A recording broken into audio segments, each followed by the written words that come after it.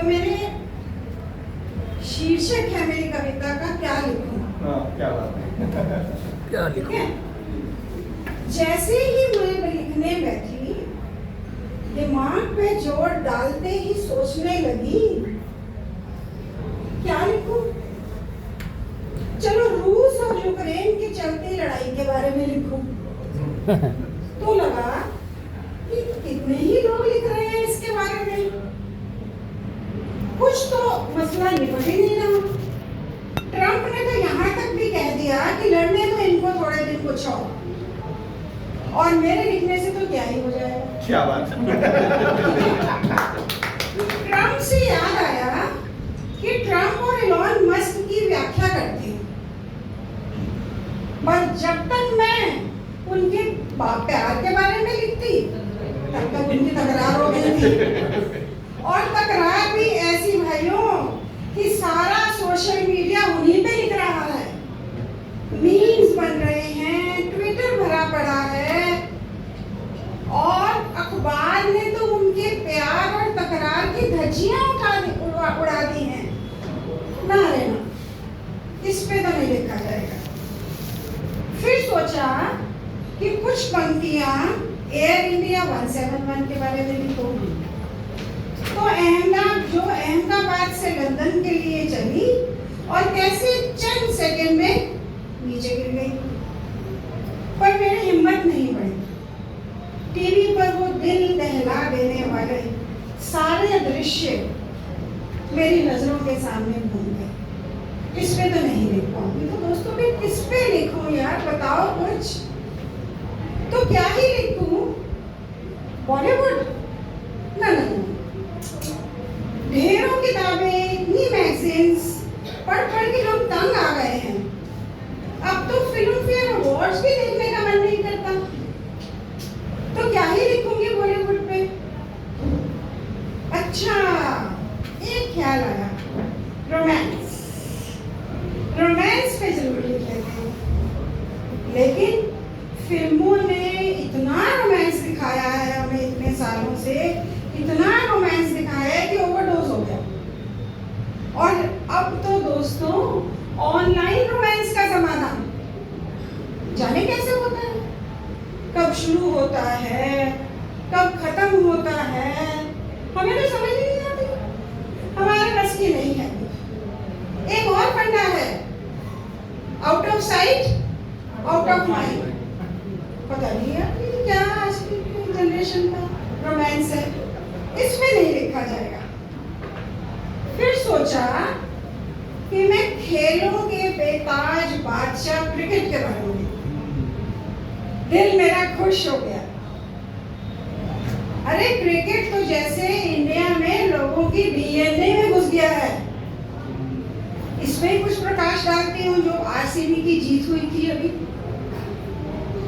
लेकिन लिखना शुरू किया तो बेंगलोर में 12 लोगों के मरने का दृश्य मेरे सामने आ गया। तो बहुत ही दुख हुआ और मेरी कलम अकस्मात रुक गई। और हम कहाँ चूक गए, हम तो सारी की सारी जिम्मेदारी प्रशासन और सरकार पे डाल देते हैं, अपने ऊपर तो हम जिम्मेदारी लेते। तो वो तो नहीं, पहले अपने ऊपर जिम्मेदारी लेना सीखें तो उस पर कुछ लिखेंगे। एक मुद्दा और आया, कोई बुरा मत बनाइएगा, मेरे दिमाग में कुत्तों को खाना देने और उनके काटने का मुद्दा। हर सोसाइटी के व्हाट्सएप ग्रुप पे बाय गॉड एक बार ये डिस्कशन शुरू होता है तो घंटों चलता है यार, रुकता ही नहीं है। कुत्तों के अधिकारों का डिस्कशन, ठीक है, और धाराएं बताई जाती हैं बकायदा, ठीक है। कभी हाई कोर्ट ये कहता है, कभी हाई कोर्ट वो कहता है। तो भैया लड़ के ऐसे बुरे हाल हैं, अगर तुम आधा घंटा व्हाट्सएप नहीं देखो तो 300-400 मैसेजेस कुत्तों के ऊपर आ रहे हैं। ओके, तो कुत्ते भी ये सोचते हैं कि भैया कुत्ते तो हम हैं।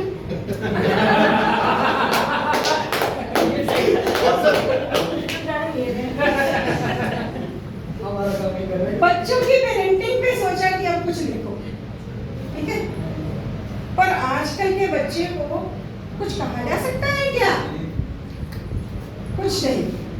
अरे भैया, ये तो माँ के पेट से सब सीख के आते हैं, ये तो सिखाने वालों को सिखा दें। गूगल, यूट्यूब, इंस्टाग्राम, फेसबुक, जाने कितने सोर्सेज हैं इनके पास, इतने सोर्सेज है, सब वहीं से सीखते हैं।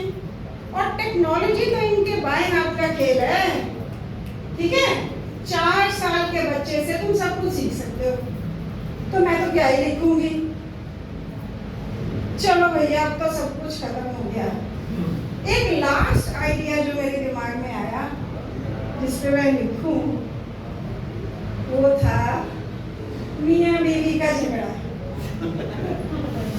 जैसे ही मैंने सोचा कि मैं मियाँ बीवी के झगड़े के ऊपर लिखूं, मेरी अंतरात्मा की आवाज आई, अंजू गुप्ता, बिल्कुल मत करना। क्या कर रही हो? ये तो जन्म जन्मांतर से चले आ रहे हैं। लड़ना तो मियाँ बीवी का जन्मसिद्ध अधिकार है, क्यों छीन लूं इनसे मैं? ढेरों रील्स बनती हैं, ढेरों आर्टिकल्स लिखे जाते हैं, तो क्या लड़ना बंद हो गया? नहीं ना। तो मेरे लिखने से क्या ही हो जाएगा? लड़ना बंद होगा? कौन है कपल यहाँ पे? लड़ना बंद होगा और बढ़ जाएगा। इसलिए भैया, मुझे समझ नहीं आया मैं क्या लिखूं, मुझे माफ करना। कुछ थोड़ा बहुत अगर आप मेरे को सुझाव दे देंगे तो मैं अगले अपनी महफिल में कुछ सुना दूंगी। लेकिन इस बार मुझे कुछ समझ में नहीं आया कि मैं क्या लिखूं।